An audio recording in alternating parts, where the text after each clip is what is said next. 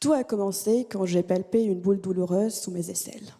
Je me rends chez le médecin et après plusieurs tests, on m'annonce que j'ai un cancer du sein et que dans mon cas, il faut que je commence par la chimiothérapie. Bouleversée et sous le choc, à part que j'ai des cellules cancéreuses, agressives, incontrôlables et qui poussent d'une vitesse incroyable dans mon corps, je ne pouvais que penser aux effets indésirables du traitement, aux vomissements, la fatigue et surtout la perte des cheveux. Ceci n'est pas mon témoignage, mais ça pourrait être le mien, le tien ou celui d'une proche. Parce que près d'une femme sur 8 développe un cancer du sein au cours de sa vie. Et malgré l'efficacité des traitements en chimiothérapie, mais leurs effets indésirables restent très redoutables pour les patientes. D'où viennent ces effets indésirables?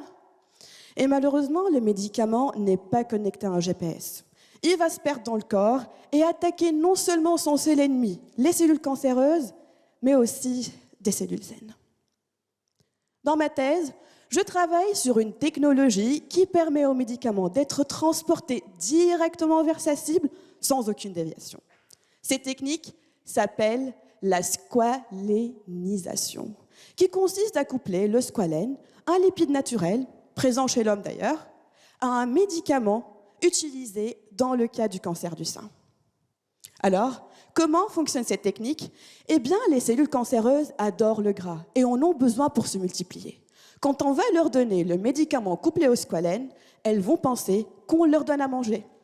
Toutes contentes, elles laisseront rentrer le squalène, mais il ne sera pas tout seul, il sera accompagné du médicament et les cellules seront prises au piège.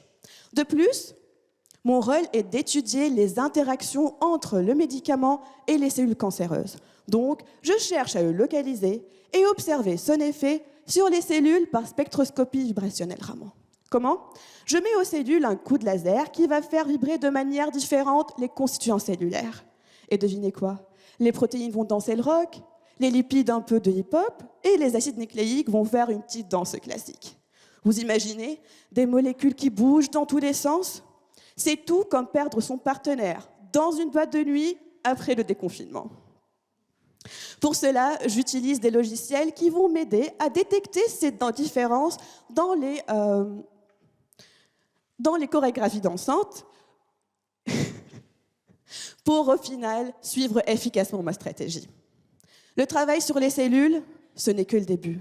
Et j'espère qu'un jour, ma recherche pourrait atteindre le niveau clinique et faire évoluer la chimiothérapie d'un traitement efficace mais redoutable à une